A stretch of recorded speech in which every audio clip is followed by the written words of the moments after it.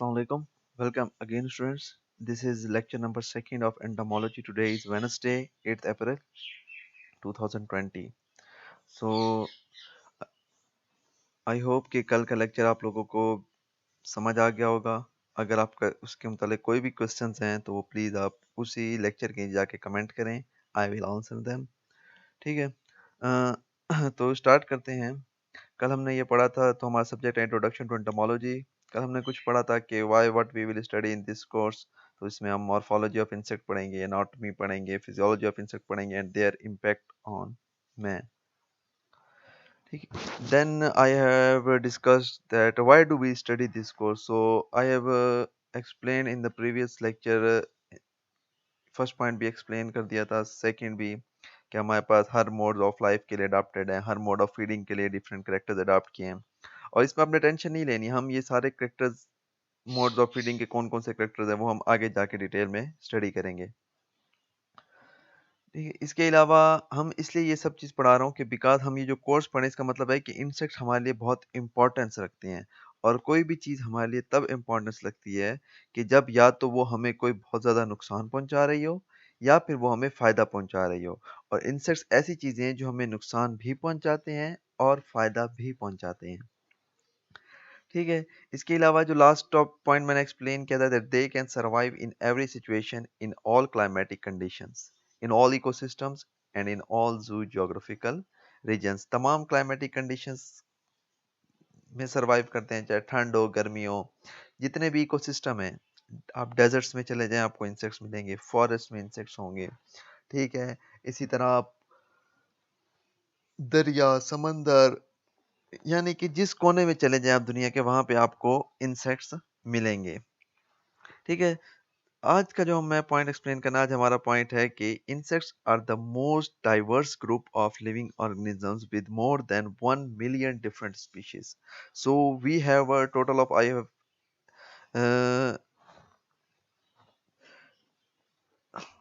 आपको पहले बताया था मैंने कि हमारे पास टोटल लिविंग ऑर्गेनिजम्स की 3 to 4 मिलियन डिफरेंट स्पीशीज हैं.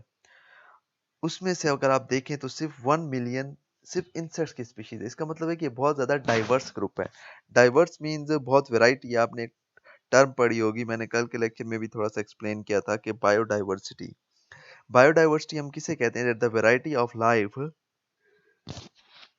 On earth. बायोडाइवर्सिटी एक ऐसा कॉन्सेप्ट है कि हमारे पास कोई भी ऑर्गेनिज्म दुनिया में वो एक जैसे नहीं दिखते, उनमें वैरायटी है. ठीक है.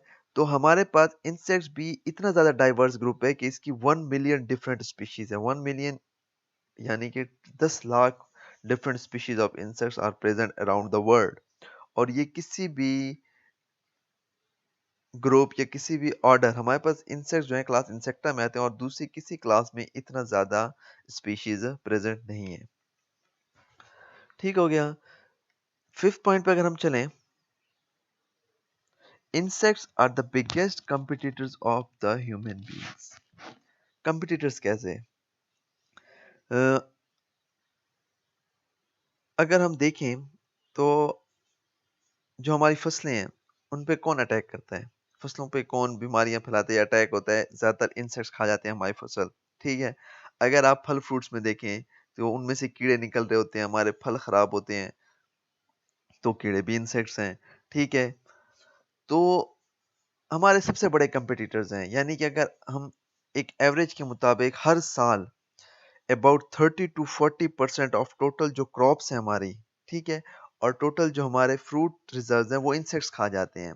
मींस ये इतने ज़्यादा एडवांस्ड हैं, इतने ज़्यादा डाइवर्स हैं, और इतना ज़्यादा इनकी फुल वेल अडाप्टेड है कि ये ह्यूमन बीइंग्स से कंपटीशन कर रहे हैं. ह्यूमन बीइंग्स जिनको अल्लाह ताला ने अशरफुल मखलूकात कहा है. हमारे पास शऊर है, हमारे पास बहुत से चीज़ें, हमारे पास टेक्नोलॉजी है. ठीक है.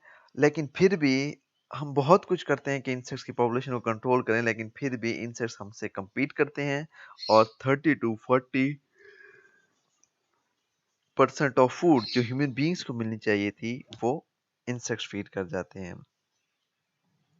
ठीक है. इससे क्या होता है कि हमारी फसल कम होती है. आप देख लें, सिंपली अगर आप अपने घर में एग्जांपल लें, तो आप अपने आटे का ड्रम खोलें, वहां पे आपको जो वो छोटे छोटे से अंदर मैरून कलर की कीड़ियाँ होती हैं, ठीक है? तो वो क्या इंसेक्ट्स हैं और वो क्या कर रहे हैं, आप क्या आटे पे फीड कर रहे हैं। अगर आप गंदम की बोरी देख लें, ठीक है? तो गंदम की बोरी में भी आपको ये कीड़ियाँ मिलेंगी, वो क्या करता है, आपका 1 साल गंदम पड़ी रहती है, उसमें से थोड़ी बहुत अबाउट 5% या 5% 10% या 10% नहीं तो 5% वो इंसेक्ट्स फीड कर जाते हैं, ठीक है? बज़ाहिर हमें वो पूरा दाना नज़र आ रहा होता है ऊपर से, लेकिन अगर आप देखें उसके अंदर पोर्स होते हैं और अंदर से ही वो क्या करते हैं, सारा वो जो मेन न्यूट्रिटिव पार्ट है उसको फीड कर जाते हैं। तो अब ये हम हमसे ह्यूमन बीइंग्स के साथ क्या कर रहे हैं, कम्पीट कर रहे हैं, ठीक है? इसी तरह अगर आप देखें आप कोई भी चीज़ खुली चीज़ रख दें मीठी, आगे चींटियाँ उसको खाने लग जाती हैं, ये कॉम्पिटिशन है, ठीक है? इसी तरह आप फ्रूट रख लें कोई भी तो मक्खियाँ आ जाएँगी ऊपर, ठीक है? मॉस्किटोज़ आ जाएँगे, फ्रूट फ्लाइज़ आ जाएगी। तो ये भी क्या है, कंपटीशन, ठीक है? इसी तरह फॉर एग्ज़ाम्पल एक अच्छी-सी मज़े की मिसाल दूँ कि आपने बर्गर मँगाया है, अब आप खाने ही वाले हैं कि कहीं से कॉकरोच उड़ के आया, बर्गर पे बैठ गया। अब क्या आप वो खाएँगे? नहीं खाएँगे। आप क्या कर देंगे, आप लोग उसको फेंक देंगे। तो क्या होगा? अब वो कॉम्पिटिशन जीत गया, ह्यूमन बीइंग से कॉम्पिटिशन जीत गया और वहाँ पे जाके सारे इंसेक्ट्स आराम से उस बर्गर पे फ़ीड करेंगे और आप उनको बस देख ही सकेंगे, बाकी हम कुछ नहीं कर सकते। तो अब ये क्या है? अब इसका हमें कंपटीशन से हमें क्या नुकसान है कि हमारी 30 टू 40% फूड इंसेक्ट खा रहे हैं, ठीक है? अब अगर ये 30 टू 40% फूड इंसेक्ट ना खाते तो हमारी प्रोडक्शन, फ्रूट्स की प्रोडक्शन और क्रॉप्स की प्रोडक्शन 30 टू 40% ज़्यादा होती।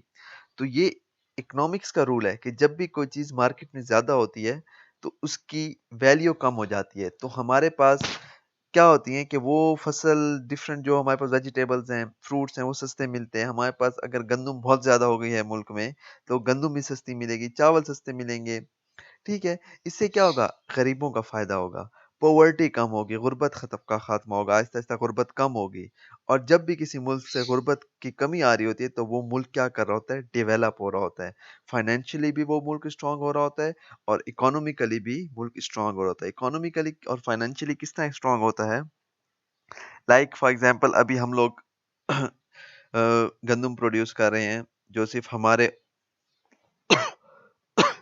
जो पॉपुलेशन है उस पे भी कम हो रही है। आपने भी देखा होगा गंदम का बहरान आ गया था। तो हमने क्या किया और मुल्कों से गंदम परचेज़ की और वो परचेज़ की हमने प मुल्क ने आपकी हुकूमत ने पैसे दिए। तो इससे क्या हुआ फाइनेंशियली लॉस हुआ, ठीक है? हमारी इकोनॉमी नीचे आई। लेकिन अगर हमारी प्रोडक्शन हमारे पॉपुलेशन की ज़रूरियात से ज़्यादा होगी, तो क्या होगा हमारे पास एक्स्ट्रा सामान पड़ा होगा। वो एक्स्ट्रा सामान हम दूसरे कंट्रीज़ में इम्पोर्ट करके उनको बेच के क्या कर सकते हैं, ज़र मुबादला कमा सकते हैं, ठीक है? हम पैसे कमा सकते हैं और उससे क्या होगा फाइनेंशियली हमारा मुल्क स्ट्रॉन्ग होगा और हमारी इकोनॉमी स्ट्रॉन्ग होगी, ठीक है? और सबसे बड़ा फ़ायदा किसको होगा? फार्मर्स को होगा कि जो आपके मुल्क की बैकबोन है। आपके मुल्क का सारा दारोमदार एग्रीकल्चर पे है बिकॉज़ हमारे मुल्क में इंडस्ट्री नहीं है। ठीक है? चाइना, अमेरिका ये लोग इंडस्ट्री की बेस पे तरक्की कर रहे हैं। हमारे लिए तरक्की करने का एक ही तरीका है एग्रीकल्चर कि हम एग्रीकल्चर को जितना ज़्यादा फ़रोग़ देंगे, उतना ज़्यादा हमारे लिए हमारा मुल्क तरक्की करेगा। The last and the very important point they are economically very important. मैंने आपसे कहा कि ह्यूमन बीइंग्स या हम जो ह्यूमन्स हैं, वी आर वेरी ग्रीडी। हम कोई भी चीज़ अपने फ़ायदे के बिना नहीं करते। हम जो एंटोमोलॉजी पढ़ रहे हैं, हमने इस पे इतनी रिसर्च की ह्यूमन बीइंग्स ने, उस पे कोई ना कोई फ़ायदा है। तो इकोनॉमिकली किस तरह इम्पोर्टेंट है। तो जब भी हम किसी भी चीज़ की इकोनॉमिक इम्पोर्टेंस पढ़ते हैं, तो उसमें हम उसके हार्मफुल इफ़ेक्ट्स को भी डिस्कस करते हैं और बेनिफिशियल इफ़ेक्ट्स को भी डिस्कस करते हैं। तो मैंने आपसे कहा कि इंसेक्ट्स वो ऑर्गेनिज़म्स हैं कि जिसका हमें नुकसान भी है। नुकसान किस तरह है? लाइक हमारी क्रॉप्स पे फ़ीड कर जाते हैं, ठीक है? लाइक हमारे फ्रूट्स ख़राब कर देते हैं, हमारी खाने की चीज़ों को खा जाते हैं, उसको ख़राब कर देते हैं। इसके अलावा हम अगर देखें, बीमारियाँ फैलाते हैं हम में, ठीक है? अगर हम उसका सॉरी फॉर दैट। अगर हम देखें कि बेनिफिशियल एस्पेक्ट्स क्या हैं, तो ये बेनिफिशियल एस्पेक्ट्स बहुत ज़्यादा ही है। हम दोनों हार्मफुल एस्पेक्ट्स और बेनिफिशियल एस्पेक्ट्स हम डिटेल में डिस्कस करेंगे। बेनिफिशियल एस्पेक्ट अगर हम एक ले लें, आपके सामने है कि हनी जो प्रोड्यूस होती है। अब हनी बीज़ हमारे लिए बहुत इंपॉर्टेंट है, ठीक है? बिकॉज़ वो हमें हनी दे रही है। तो अब ये हमारे लिए फ़ायदा है। अगर हम उसमें ऐसे उसको ऑप्टिमम कंडीशंस दें कि जिससे हमारे पास हनी की प्रोडक्शन ज़्यादा हो, तो एक तो हम हनी को इम्पोर्ट भी कर सकते हैं और हमारा मुल्क फाइनेंशियली स्ट्रांग होगा। दूसरा क्या हो सकता है कि हमारे मुल्क में भी हनी की प्राइस क्या होगी, कम हो जाएगी और हर बंदा हनी ईज़िली अफ़ोर्ड कर सकेगा और उसको खा सकेगा। ठीक है? तो इस सब के लिए क्या होता है कि हमें इस पे रिसर्च करनी पड़ती है और हमें इस पे मेहनत करनी है। अच्छा, ये टॉपिक अब आप लोग उम्मीद है कि आप लोग को समझ आ गया होगा कि हम ये क्यों स्टडी करते हैं entomology. Moving to next topic. Now, what is entomology? Now, entomology is the scientific study of insects. Scientific science means हर वो चीज जो भी हम इसमें स्टडी करेंगे वो प्रूव होनी चाहिए, उसका कोई एक्सपेरिमेंटल प्रूफ होना चाहिए। In the scientific it is the scientific study of insects. एक तो इंसेक्ट्स के बारे में स्टडी करेंगे, उनकी हम मॉर्फोलॉजी, उनकी एनाटॉमी और उनकी फिजियोलॉजी पहले बताया, and their relationship with humans. मैंने आपको कहा कि हम इसमें इम्पैक्ट पढ़ेंगे कि क्या रिलेशन है ह्यूमन बीइंग्स का, किस तरह ये ह्यूमन बीइंग्स को अफेक्ट करते हैं। प्लस प्लांट्स पे भी अफेक्ट पड़ेंगे, बिकॉज दो किस्म के इफेक्ट्स होते हैं। एक direct affect, like mosquito human beings को काटता है, एलर्जिक रिएक्शंस प्रोड्यूस करता है, न्यूजेंस काज करता है, ये डायरेक्ट इम्पैक्ट है इंसेक्ट का ह्यूमन बीइंग्स पे। लेकिन अगर हम देखें दूसरा इम्पैक्ट होता है जो इनडायरेक्ट इम्पैक्ट है। लाइक हमारे पास जो हमारे प्लांट्स हमारी क्रॉप्स को डिस्ट्रॉय करते हैं इंसेक्ट्स। अब ये क्या है कि ये डायरेक्ट इफेक्ट तो नुकसान तो प्लांट्स को मिल रहा है, लेकिन इनडायरेक्टली हमारे पास हमें नुकसान है कि फसल किसकी है, ह्यूमन बीइंग्स की है। ठीक है, इसी तरह अगर एनवायरनमेंट पे, मैंने आपको बताया कि हमारे पास इंसेक्ट्स स्कैवेंजर्स हैं, सेप्रोफेजेस हैं, डिकम्पोजर्स हैं, ठीक है, डेट्राइटिवोरस इंसेक्ट्स हैं। तो वो क्या करते हैं, हमारे लिए एनवायरनमेंट को क्लीन कर रहे हैं। इनडायरेक्ट अफेक्ट है, लेकिन इससे हमें बहुत ज़्यादा फायदा होता है कि हमारा एनवायरनमेंट साफ होता है। ठीक है, हम कोई भी हमारी जो इर्द गिर्द डेड बॉडीज है उनको वो सारी रिमूव हो जाती हैं, एनवायरनमेंट क्लीन हो जाता है। तो ये हम इसमें पढ़ते हैं एंटोमोलॉजी में। Relationship with human beings, plants, environment and other organisms. अब अदर ऑर्गेनिज्म के साथ हमारे पास किस तरह रिलेशंस है, लाइक हमारी जो पोल्ट्री है, ठीक है, या हम देखते हैं डेयरी फार्मिंग, गाय भैंसे। अब उसमें जो आपने कभी देखे होंगे कि वो एक टिक्स होते हैं, ठीक है, जिसको हम अपनी मकामी जबान में सराइकी में चिचड़ कहते हैं, आई डोंट नो पश्तो में क्या कहते होंगे। ठीक है, वो उनकी बॉडी पे अटैच होते हैं और जिस तरह उनमें से क्या कर रहे होते हैं, ब्लड चूस रहे होते हैं। तो अब ये क्या करता है, वो डायरेक्ट तो अफेक्ट उस एनिमल को है, दूसरे एनिमल को, लेकिन इनडायरेक्ट अफेक्ट क्या हो रहा है, ह्यूमन बींग्स को होता है। बिकॉज उससे क्या हो रही है होती हैं, वो गाय भैंस बीमार हो जाती हैं या वो कमज़ोर हो जाती हैं। एज अ रिजल्ट हमारी मीट प्रोडक्शन कम हो जाती है, हमारी मिल्क प्रोडक्शन कम हो जाती है और हमें फाइनेंशियली भी लॉस आ रहा होता है और इकोनॉमिकली भी लॉस आ रहा होता है। ठीक है, तो हम ये सब एंटोमोलॉजी में हम इंसेक्ट्स के बारे में पूरी स्टडी पढ़ते हैं और उसके relationship with human beings, direct effect on human beings और effects on either plants, environment and other organisms। और ये प्लांट्स, एनवायरनमेंट और अदर ऑर्गेनिजम्स पे जो इम्पैक्ट होता है या इफेक्ट होता है इंसेक्ट्स का, वो इनडायरेक्ट अफेक्ट ह्यूमन बींग्स पे ही पड़ रहा होता है।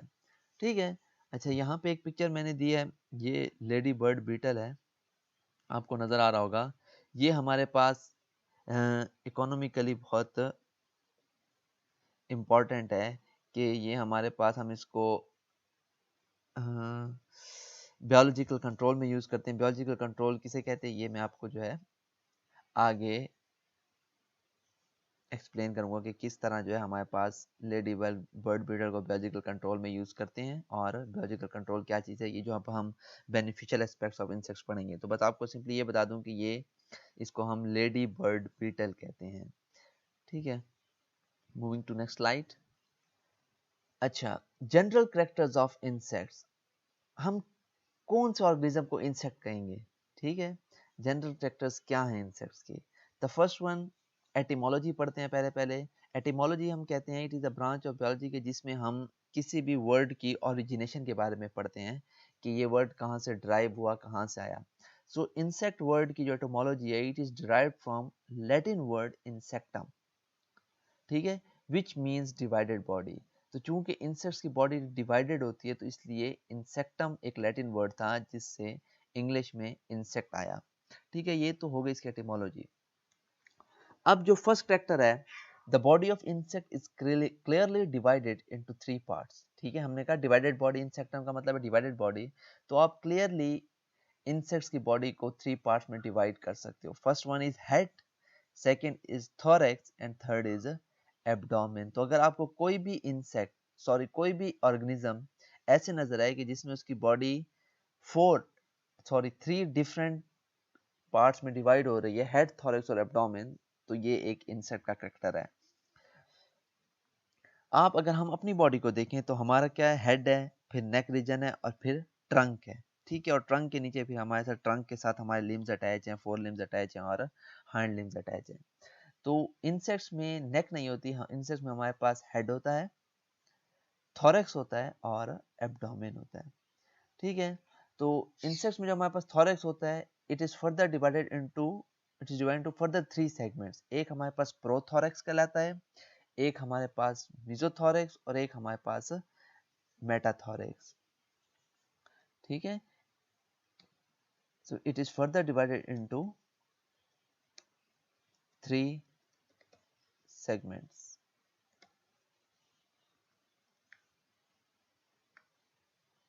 ठीक है, 3 सेगमेंट्स कौन कौन से हैं? First is prothorax, mesothorax and metathorax. ठीक है, अब हमारे पास प्रोथोरैक्स कौन सा है, जो बिल्कुल इमीडिएटली हेड के आफ्टर जो हमारे पास फर्स्ट सेगमेंट है थोरैक्स का, उसको प्रोथोरैक्स कहते हैं। फिर सेंटर वाले को मेसोथोरैक्स और फिर जो एब्डोमेन की तरफ का है उसको हम मेटाथोरैक्स कहते हैं। ये आगे जाके मैं आपको डायग्राम में एक्सप्लेन करता हूँ। ठीक है, हमारे पास वापस एक्सप्लेन करता हूँ, थोरैक्स हमारे पास फर्दर 3 सेगमेंट्स में डिवाइड होगा तमाम इंसेक्ट्स में, प्रोथोरैक्स, मेसोथोरैक्स एंड मेटाथोरैक्स। हम जो ये जनरल कैरेक्टर्स पढ़ते हैं, ये हम जनरलाइज इंसेक्ट का पढ़ते हैं। और जनरलाइज इंसेक्ट हमारे पास क्या होता है कि वो कैरेक्टर्स जो मेजॉरिटी ऑफ इंसेक्ट्स में प्रेजेंट हो। एक्सेप्शनल केसेस हमेशा होती हैं, क्योंकि 1 मिलियन डिफरेंट स्पीशीज हैं, तो ऐसे कुछ इंसेक्ट्स होंगे जिसमें ये तमाम कैरेक्टर्स प्रेजेंट ना हो, लेकिन मेजॉरिटी ऑफ इंसेक्ट्स में ये तमाम के तमाम कैरेक्टर्स प्रेजेंट होंगे। सो फर्स्ट कैरेक्टर क्या है कि बॉडी 3 पार्ट्स में डिवाइड होगी, हेड, थोरैक्स और एब्डोमेन। जो हेड है, it is further divided into 3 segments, prothorax, mesothorax and metathorax. जो एब्डोमेन है, abdomen also has a further segment, sub segments, और एब्डोमेन के 7 टू 11 सेगमेंट्स होंगे।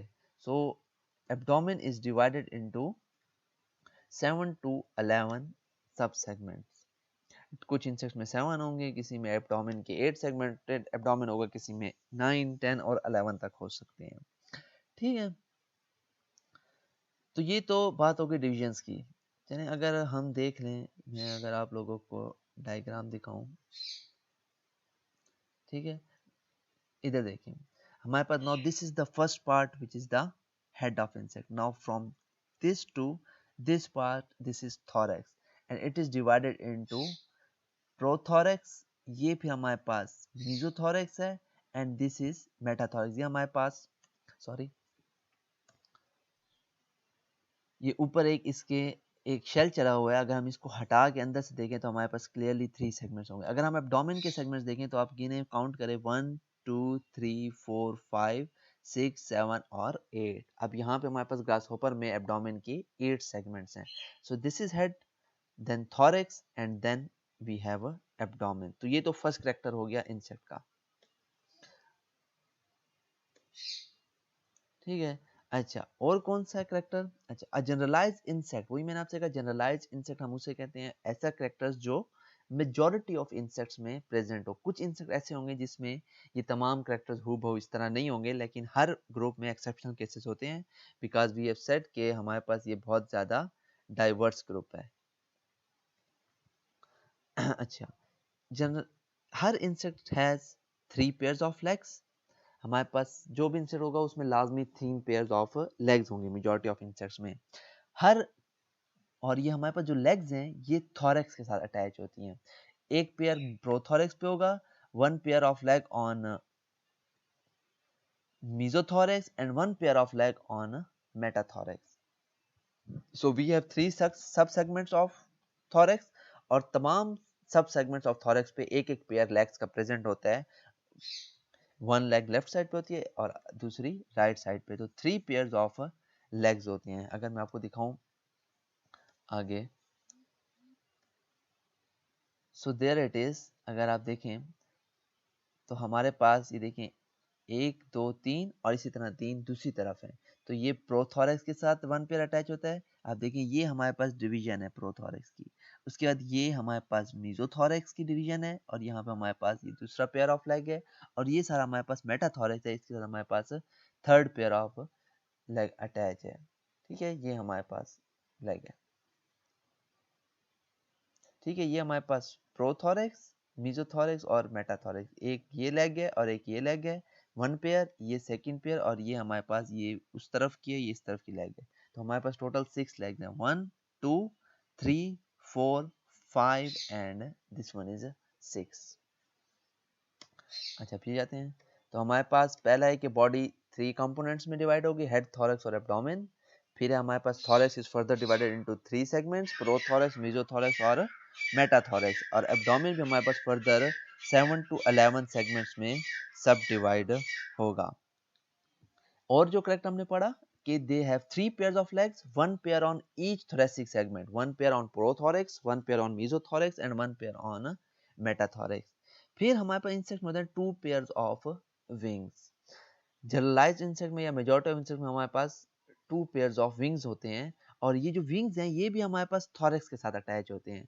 एक पेयर ऑफ विंग मेसोथॉरैक्स पे होता है और एक मेटाथॉरैक्स पे। प्रोथॉरैक्स के साथ कभी भी विंग्स अटैच नहीं होते इंसेक्ट के। तो एक मेसोथॉरैक्स के साथ पेयर अटैच होगा, एक मेटाथॉरैक्स के साथ पेयर अटैच होगा। सारे पढ़ लें फिर आगे जाके मैं आपको डायग्राम पे एक्सप्लेन करता हूँ। Pair of compound eyes. अच्छा हमारे पास, हम ये कंपाउंड आइज डिटेल में भी पढ़ेंगे, हम इंसेक्ट के आइज को कंपाउंड आइज कहते हैं बिकॉज हमारे पास, अगर आप, मैं अभी आगे हम दिखाता हूँ इंसेक्ट की आइज किस तरह होती हैं। जिस तरह हमारी आइज के पीछे एक लेंस है, लेकिन इंसेक्ट्स की आइज में बहुत से लेंस होते हैं, hundreds and thousands of lens होते हैं depending on the type of insect. तो वो सारे डिफरेंट जो हंड्रेड्स ऑफ लेंस हैं वो सारे इमेज को इकट्ठा करके, तो उनको हम कंपाउंड आइज कहते हैं कि एक लेंस नहीं है, एक से ज्यादा लेंस पाए जाते हैं। इसके अलावा हमारे पास 2 कंपाउंड आइज हैं, pair of compound eyes, pair of antennae है। तो 2 एंटीनी प्रेजेंट हैं। ये कंपाउंड आइज भी हमारे पास हेड पे प्रेजेंट होती हैं, पेयर ऑफ एंटीनी भी हमारे पास हेड में प्रेजेंट होती हैं, एंड 3 ऑसिलाई और सिंपल आइज। ठीक है, 3 सिंपल आइज भी प्रेजेंट होती हैं हमारे पास, और सिंपल आइज हमारे पास सिर्फ, हमारे पास जो कंपाउंड आइज हैं it gives information only about the image of the body, के कोई भी चीज जिसको देखना उसके खाली इमेज के बारे में इंफॉर्मेशन देती हैं। और जो ऑसिलाई हैं it gives information about the light, कि लाइट ज़्यादा है कम है, तो ये सिंपल आइज भी प्रेजेंट होती हैं। ये सारी चीज़ें अब हम अगर देख लें, let me show you on the diagram. अच्छा, तो ये हमारे पास हमने पढ़ा कि 6 पेयर्स ऑफ लेग्स हैं, ये 6 लेग्स हमने देखी। उसके बाद हमारे पास इधर विंग्स ओपन नहीं है, सॉरी, मैं कोई डायग्राम डाउनलोड करके लगा के आपको दिखाता हूँ कि विंग्स कैसे हैं। ठीक है, अगर हम देखें ये हेड पोर्शन हमारे पास, so these are compound eyes. ठीक है, कंपाउंड आइज भी मैं क्लियरली अभी आपको दिखाता हूँ। These two are the ocelli, three ocelli, one is there, this one and this one, ये ऑसिलाई है। और ये जो है हमारे पास, जो आपको ये खड़े हुए नजर आ रहे हैं, दीज आर एंटीनी। अगर हम यहाँ पे देखें, दिस इज कंपाउंड आई, ऑसिलाई यहाँ पे नजर नहीं आ रहे, एंड दीज आर एंटीनी। ठीक है, इसके अलावा हमारे पास ये माउथ पार्ट्स प्रेजेंट हैं जो इंसेक्ट्स के, ये हम डिफरेंट माउथ पार्ट्स भी आगे जाके डिटेल में एक्सप्लेन मैं करूंगा आपको। ये एक एक चीज हम डिटेल में पढ़ेंगे, इसमें आपको टेंशन लेने की जरूरत नहीं है। फिलहाल इस लेक्चर में आपको कुछ समझ ना आए तो वो आपने कमेंट्स में जरूर लिखना है।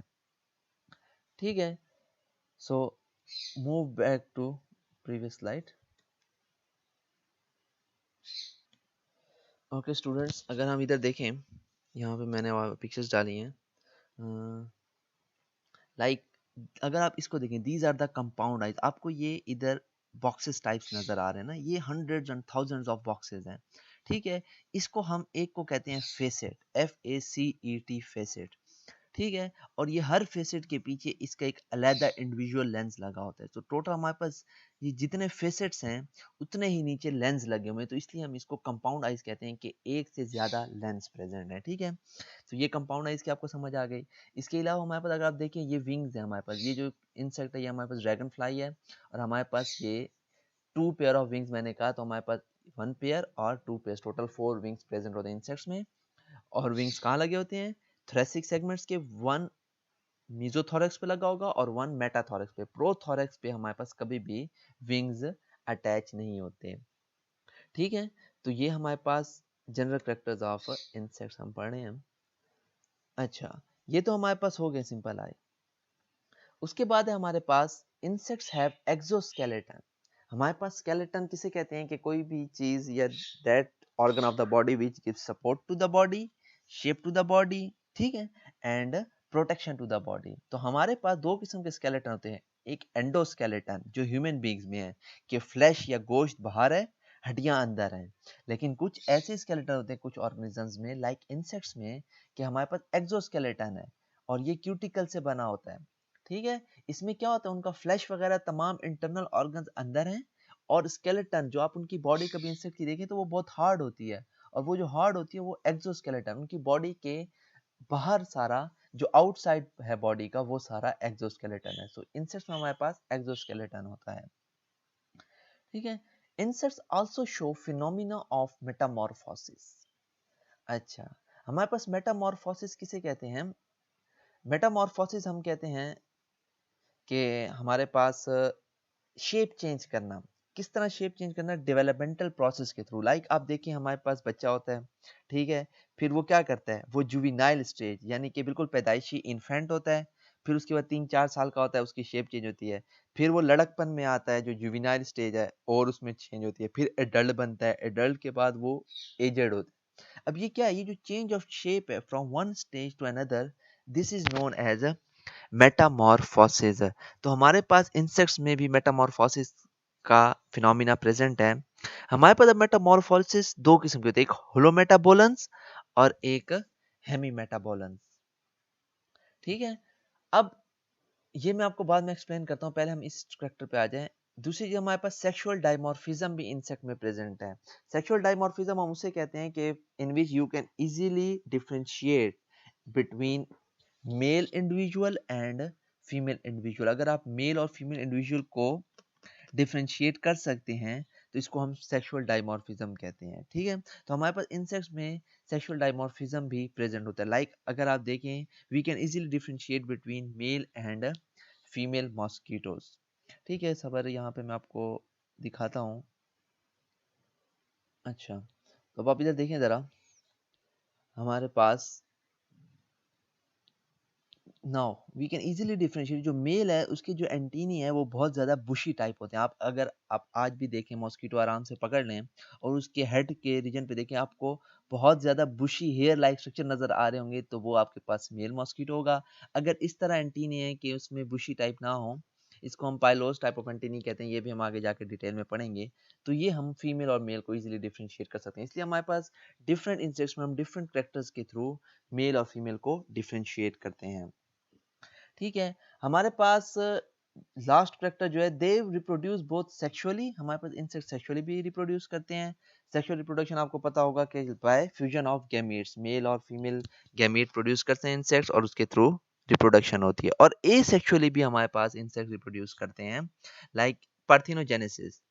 हनी बीज में हमारे पास पार्थिनोजेनेसिस होती है। पार्थिनोजेनेसिस हम कहते हैं formation of embryo without fertilisation. ठीक है, कि एम्ब्रियो की फॉर्मेशन हो जाती है विदाउट फर्टिलाइजेशन। लाइक हमारे पास हनी बीज लेज 2 टाइप्स ऑफ एग्स। दो किस्म के अंडे देती है हनी बीज, एक फर्टिलाइज्ड एग होते हैं जो फीमेल में डिवेलप होते हैं, और एक अनफर्टिलाइज्ड एग होते हैं वो डायरेक्ट फर्टिलाइजेशन के बगैर ही मेल में या ड्रोन्स में डिवेलप हो जाते हैं। ठीक है, तो ये हमारे पास एसेक्सुअली भी रिप्रोड्यूस करते हैं और सेक्सुअली भी रिप्रोड्यूस करते हैं। और ये जो हमारे पास ये एक चीज़ रह गई है मेटामॉर्फोसिस और होलोमेटाबोलेंस और हेमीमेटाबोलेंस, ये नेक्स्ट लेक्चर में इंशाल्लाह आपको एक्सप्लेन कर दूंगा। इस लेक्चर में और कोई भी क्वेश्चन हो, you can ask me. So student this was all about today's lecture, ठीक है। और इंशाल्लाह मैंने अपनी तरफ से पूरी कोशिश की है कि एक एक चीज़ जो जो चीज़ इस लेक्चर में थी, पॉइंट वो मैंने एक्सप्लेन किए हैं। फिर भी कुछ भी इंसान है, अगर आपको कुछ भी समझ ना आए, you can ask me in the comment section, वहाँ पे आप लोग पूछ लें, और मैं अगर वहाँ पे छोटा आंसर होगा तो वहीं कमेंट में दे दूंगा, अदरवाइज़ रिकॉर्ड करके दे दूंगा। लेकिन क्वेश्चन ज़रूर पूछने हैं, बिकॉज आपकी ये क्लास अभी इसी तरह होगी और इसका वापस ये टॉपिक्स नहीं पढ़ाए जाएंगे, तो आप लोगों ने खुद के कॉन्सेप्ट क्लियर करने हैं, ठीक है। Okay, this was all about today. Thanks for your interest. Allah Hafiz and good luck from my side. Bye bye.